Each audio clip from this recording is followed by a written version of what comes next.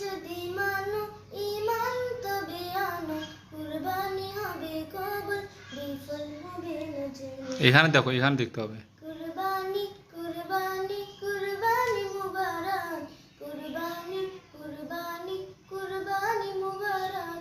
শুধু ঘুষের টাকায় যদি পশু কেনা হয়, শুধু পশু জবাই হয়, কুরবানি